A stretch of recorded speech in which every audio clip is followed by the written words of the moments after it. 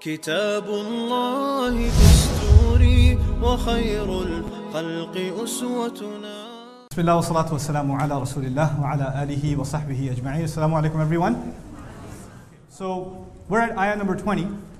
So far we are in the middle of section 2 where we're learning the lesson from history.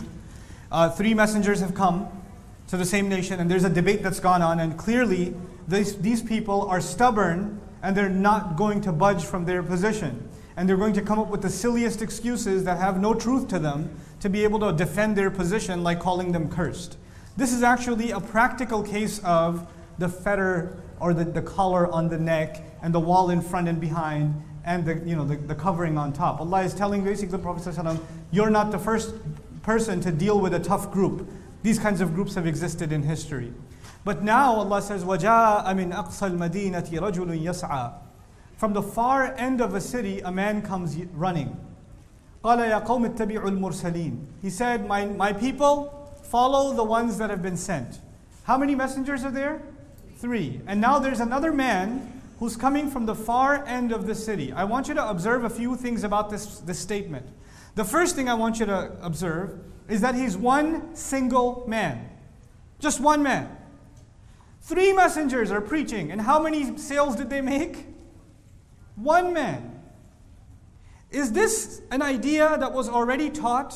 You're going to try to preach to a large group, but maybe one you'll get?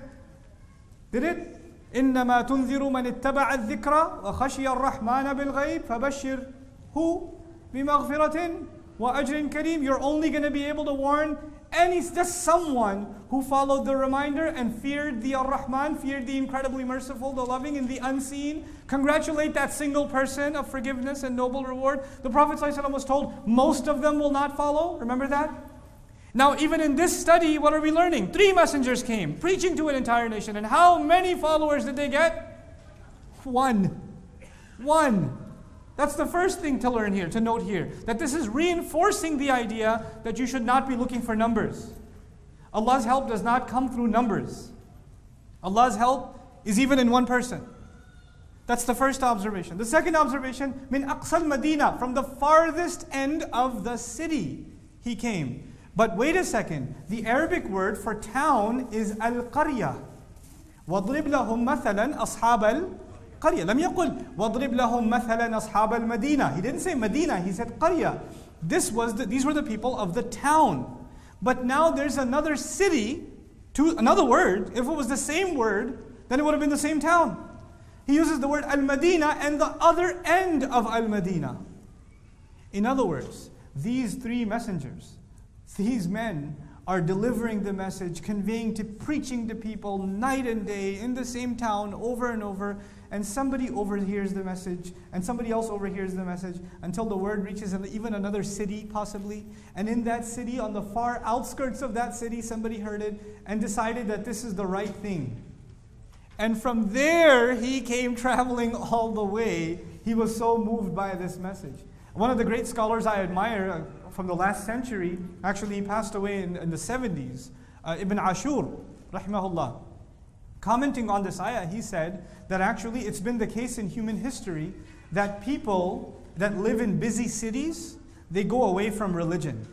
And people that live on the outskirts, they actually have more time to reflect and to think and to engage in nature. And so they are more thoughtful people, and so they are more spiritual people. And people in the middles of cities, they're too busy, hustle and bustle all the time, business, rent, more expensive life, etc., etc. So they tend to have less spiritual lives. And so you will find, even in this ayah, Allah highlights this guy who hasn't even seen the prophets. He's from the other end of the city. And he was ready to accept. And the people that they're preaching to are not ready to accept. It's also important to note that even though so it seems to be that the toughest audience is going to be what? Which one? City. Let me tell you something from personal experience. You try to talk about Islam in Midtown, in New York City. Try talking about Islam on Silicon Valley. Try talking about it. And then try talking about Islam in like Waco, Texas, at a church. You'll find a captive audience. They might kill you afterwards, but they'll listen. They will listen. There are actually several churches across the South that invite Muslim speakers regularly to speak just about Jesus, just about God from the Islamic perspective. They're not all haters. You don't find that sort of invitation in big cities. You just don't. That's even a reality within the United States. Even within the United States. By the way, some of the worst social evils that are plaguing our society, some of the worst of them, where do you find them? In the cities. In the cities. And it's incredible that Allah, instead of sending messengers to a place where they would find easy customers, people that are already spiritual, thoughtful, in touch with nature, etc., go send them there. No, Allah would always send messengers to city centers. Allah sends Musa alayhi salam to the greatest city center of his time. Of all the region of Arabia, the city center was Mecca. The worst social evils were in Mecca. Medina is actually much nicer people. Even today. It's crazy. It's crazy. You want to see nice people? Don't go to Mecca. Even the cabbies are like mean. Even the cabbies. But then again, this man comes running from the far end of the city. We talked about how it's from the far end, meaning it's so unlikely. You know what we're learning? Don't underestimate when you share a good word. They didn't have Facebook back then. They didn't have cell phone. They didn't have a website. They didn't have news broadcasts or radio or television. They're just talking to their people. But word got out and got out and got out. And one man from the other end figured that this is the right message. And his coming to Islam is so significant that there are going to be more ayat about him in the Quran than the 3 messengers combined. Allah will talk more about him than He does about 3 messengers. It's not insignificant. If it was, it wouldn't be such a big deal in the Quran, where every ayah is perfectly placed. That's pretty powerful. That's really powerful. Even one person transforming, you don't know who it's going to be. That's the message that was given to the Prophet ﷺ in the beginning of the surah and is now being reinforced. Then there's this statement I found, كَم مِّن مَغْمُورٍ فِي الْأَرْضِ مَشْهُورٌ فِي السَّمَاءِ. How many people must there be that are completely unknown in the world, and how famous they are in the sky? There are people, nobody knows them. Ain't nobody know them. And they are just known in the sky. Subhanallah. This person, who is a celebrity to us, Rajul, his name is Rajul. A man. Where's this man from? He's so awesome. He's in Surah Yasin. From the far end of the city. Which city? The city. Do we know his name? Nope. Do we know his address? Do we know what age he lived in? Yet, without knowing any of those things, his memory is immortalized in the Quran until the Day of Judgment. A man whose name we don't even know is being celebrated. And by the way, what are his credentials? Where did he graduate from? How much money did he make? Where did he get his ijazah from? Which ulama did he study under? Nothing. Nothing. Some guy who just happened to hear that there's one God and He has messengers and it all made sense to him, and now he's a hero in Islam. You know what I'm trying to tell you? What I'm trying to tell you is we're too obsessed with credentials and not nearly as obsessed with sincerity. And the Quran is preaching the opposite. The Quran is telling you no one's insignificant. What does Allah say about this man though? He says a man came from the far end of the city, yas'a, running. He came running. When does a person run? When there's urgency. Now the question arises, what is his urgency? His urgency is, he comes running, and by the way, is he near or far? Far. So he comes running all this way, just to say one thing first, Ya qawm ittabi'ul mursaleen. My people, follow those who have been sent. Just follow those who have been sent. Him seeing the heedlessness and the rampant evil of his society was a state of emergency to him. So much so that he ran. But by the way, that evil, has that been around for a long time? Have people been doing the same bad things for a long time in his society? Yes. But once he came to Islam, he saw this as a state of emergency. So he ran. He didn't get used to evil. He didn't get used to defiance and say, well, that's what people do, Oh, by the way, they have 3 messengers. They don't need me. I mean, what am I going to say that messengers haven't already said? Who am I compared to the messengers? He went anyway. I'd like to tell you something ahead of time. I'll come back to it. Comparing a believer to the messenger is like comparing the sun to the moon. What's significantly brighter? The sun. And the sun is actually something that gives the moon its light.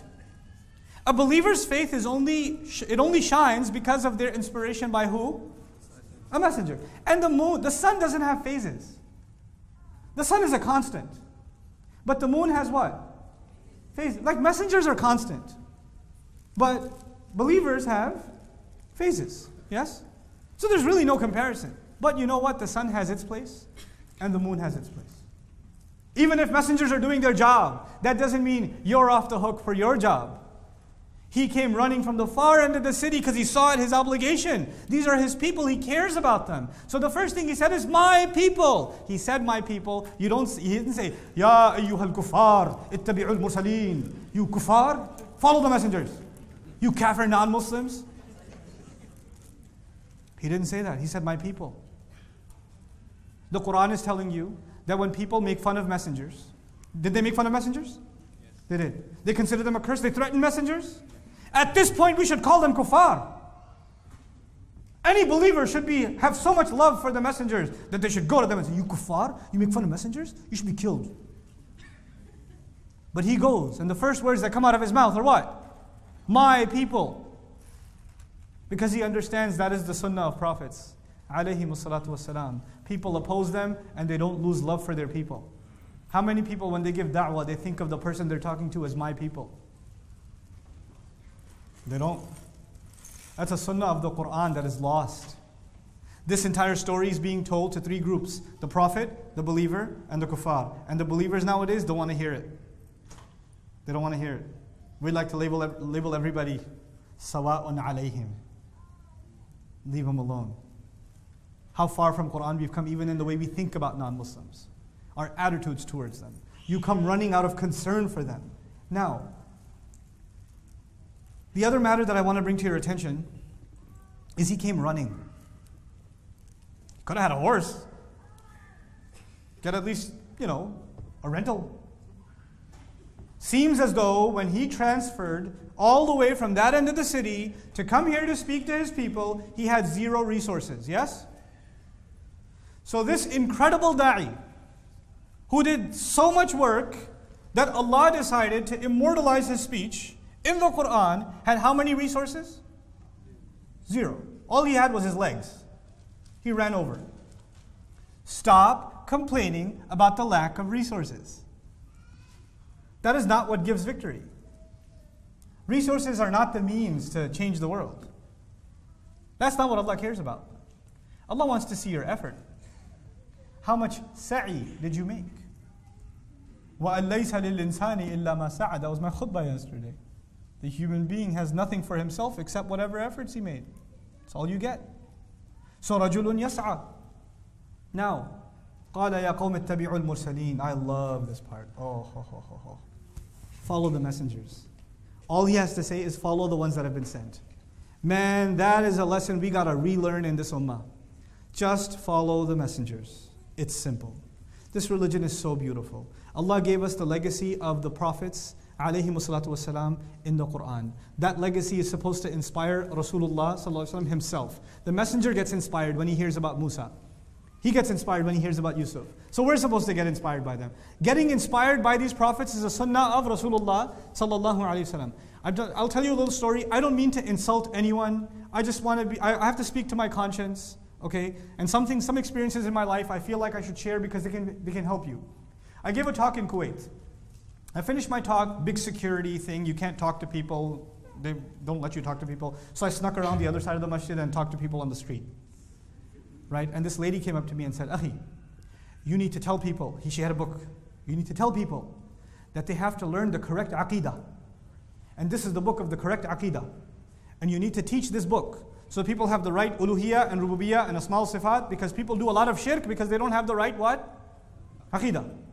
I was like, thank you. What book is this? Is this Quran? Is this surah? No. This is a book of this chapters and these deviations that people have, and what people consider shirk and this and that and the other, and it protects people from making these kinds of mistakes. I was like, well, this is really complicated. I'm trying to study Islam. I'm scared right now. I feel like I might be a mushrik. She's like, Akhi, this is really important. You don't know this stuff? I was like, no, I don't know it. Don't you want to know it? I said, no, I don't want to know it either. But don't you want to have the right aqidah? I was like, yeah, I do. So maybe I should find out where Allah talks about aqidah in the Quran. Let me find the ayah of aqidah. There isn't one. Because the word aqidah doesn't exist in the Quran. If that word was that important, it would be where? So I have this really deviant idea, I'll tell you. It's a really crazy idea. I think the things Allah talks about are more important. I know that sounds blasphemous. And then I also think something else. I think prophets were the best teachers. I don't know if that sounds crazy. I know, it's really messed up. I think nobody taught Iman, not Aqidah, because Aqidah is not used in the Quran. What's used in the Quran? Nobody taught Iman better than Ibrahim alayhi salam, and Musa alayhi salam, and Isa alayhi salam. I think they're better than any scholar at teaching Iman. And I think before people learn something from a scholar, they should learn something from who? Prophets. My nation, follow the prophets, the ones who've been sent. And when I study Ibrahim alayhi salam, he just says the sun can't be God, the moon can't be God, the star can't be God. I turn my face towards the one who made everything. That doesn't seem so complicated. What you told me about these categories and these subheadings, and that was really hard. But when the prophets talk in their greatest, and I also think there is no better book than the Quran. Like if people should know a book, if there was one book they should know, it should be the Quran. I know this sounds crazy. But I think it has a supreme author. And in that book, when he decides to teach you about faith, he doesn't get philosophical, he doesn't get abstract, he doesn't discuss deviant concepts, he's not interested in any of it. He just says, straightforward, something that a poet can understand, something a philosopher can understand, something a farmer can understand, something a programmer can understand, something I can understand. It's easy. Something any human being can understand. Why do we have to complicate this terminology? Why do we have to complicate this conversation? When Allah's messengers, all of them, one of their great sunan, one of their great legacies is al-balaghul mubin. They communicate in a way that gets to your heart, and they just separate truth from falsehood. That's all they do. It's simple. It's not complicated. You know what we've done, right? We've turned the conversation about Islam into conversations about books written by people about Islam. Those books have become Islam. And the only book that doesn't get its attention anymore is what? It's Quran. That's kind of a tragedy. I'm not saying those books aren't important. But there's a difference between primary and secondary, you understand? And we've done the shaitan's done this one. He's so good at this. I'm impressed, shaitan. You know what he's done? Those books you should read. Allah's book is for the scholars. Read the books of the scholars, but don't read the book of Allah because that is for the scholars. Because when it says hudal lin-nas, what it really means is hudal lil-ulama.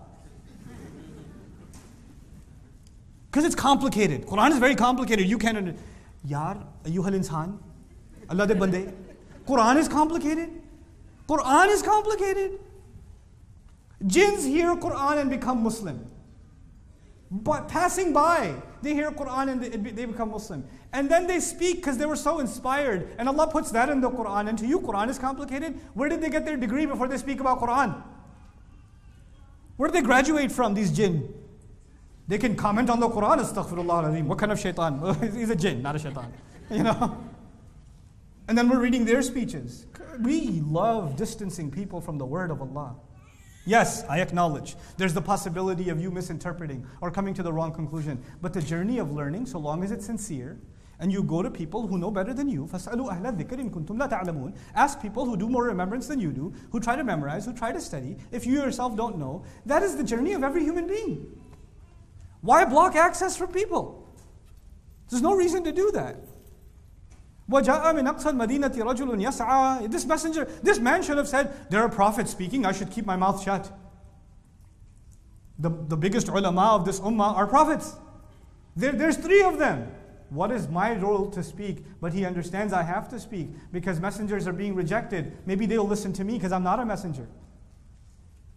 Maybe if I don't come from the official position, maybe I'll come from a different angle. Maybe Allah will accept that. He's not coming as competition to messengers.